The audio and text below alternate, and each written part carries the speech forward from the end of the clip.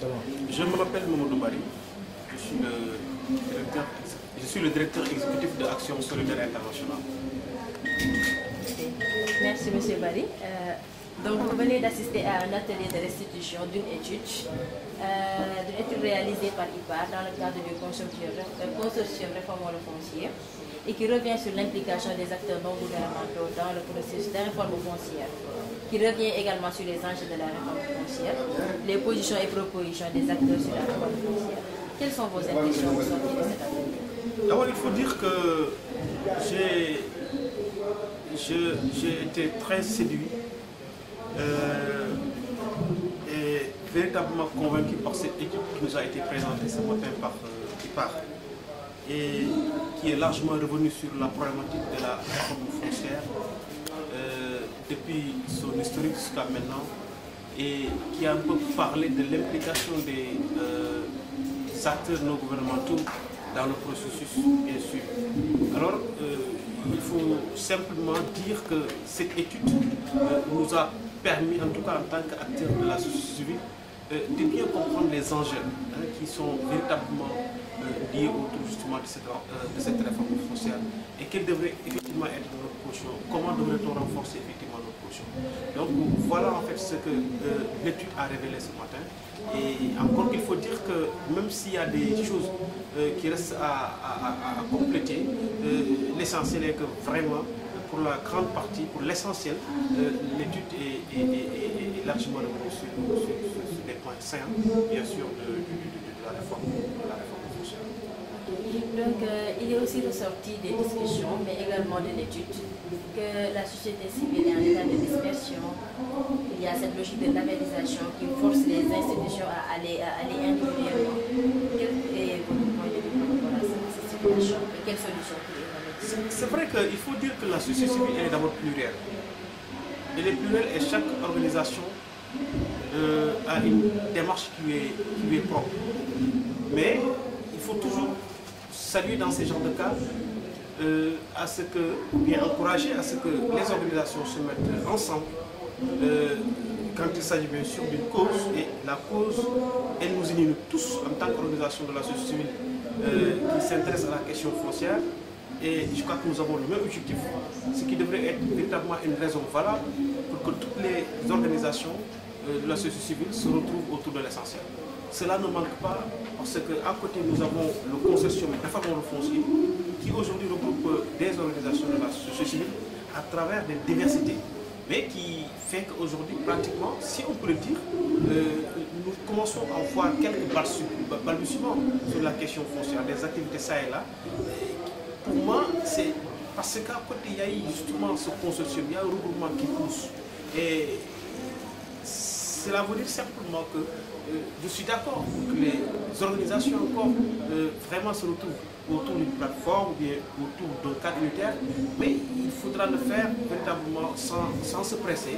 Et puisque déjà, je l'ai dit, il y a le consortium qui est là, au lieu d'en créer, à côté également il y a CRAFS, il faudra essayer de voir comment intégrer tous ces ensembles pour que vraiment que nous arrivions à parler le même langage. Parce que c'est ça ce qui fait en fait vraiment la crédibilité de la société, mais c'est également ce qui facilite un peu le travail de la Commission nationale de la réforme foncière. Il faut que les sociétés civiles quand même puissent dégager une position commune et qu'ils puissent effectivement remettre à la Commission nationale de la réforme foncière.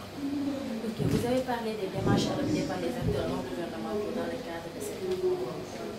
Aussi, quelle appréciation par rapport à la démarche adoptée par la nouvelle Commission de réforme? Oui, il faut juste tout d'abord, ça me permet de revenir sur la Commission nationale de la réforme foncière, qui au passage, toutes les organisations aujourd'hui de la société civile qui s'activent autour de cette question, saluent l'esprit d'ouverture de son président, le professeur Moussa François. Aujourd'hui, nous avons en face véritablement un très bon interlocuteur, une personne quand même qui est là, qui est à la limite, à la disposition de la société civile, qui écoute en tout cas la société civile et qui a manifesté toutes les dispositions de travail avec les organisations de la société civile.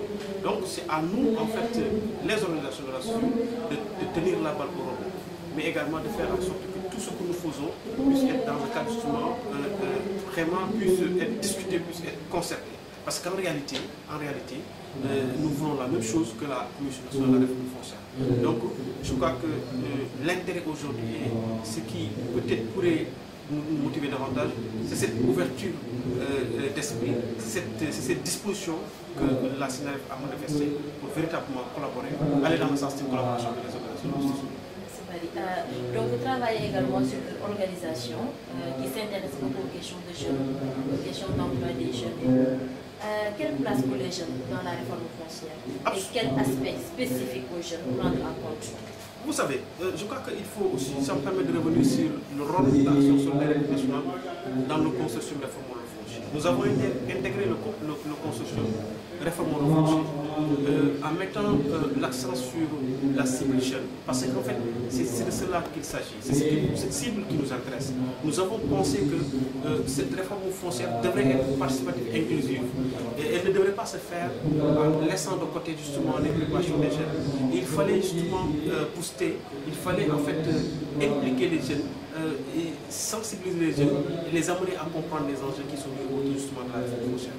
Donc depuis justement le lancement de cette campagne Action Solidaire, il est parti et aller voir les jeunes, discuter avec eux. Et il y a beaucoup d'activités qui sont... Il y a déjà des activités qui sont organisées et il y a d'autres activités qui sont en perspective. Et ce que nous cherchons aujourd'hui, c'est véritablement de renforcer le droit des jeunes sur le foncier, droit à l'accès au foncier, c'est-à-dire renforcer le droit des jeunes à accéder au foncier. Mais comment? Par la sensibilisation, par la formation et le renforcement des capacités. Donc nous agissons sur ces volets. Et nous, à l'arrivée, ce que nous voulons, c'est qu'au-delà de sensibiliser et d'informer les jeunes sur, bien sûr, les enjeux de la réforme foncière et du foncier de manière globale, que nous arrivons effectivement à recueillir les avis, leur point de vue par rapport effectivement à ces réformes foncières, qui va nous permettre véritablement d'en faire un document pour dégager en fait la position des jeunes, en tout cas par rapport à ces réformes foncières. Mais quelle solution concrète? Vous avez parlé de formation et tout, mais est-ce que cela permettra aux jeunes d'accéder aisément au foncier, surtout en ce qui concerne l'accès individuel? Ne faudrait-il pas organiser les jeunes en mouvement? Y a-t-il pas d'autres solutions pour être mieux efficace dans... Absolument, parce que c'est un processus.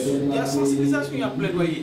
En réalité, en dernier ressort, quand on parle du droit des jeunes à accéder au foncier, c'est cette réforme, c'est important cette réforme.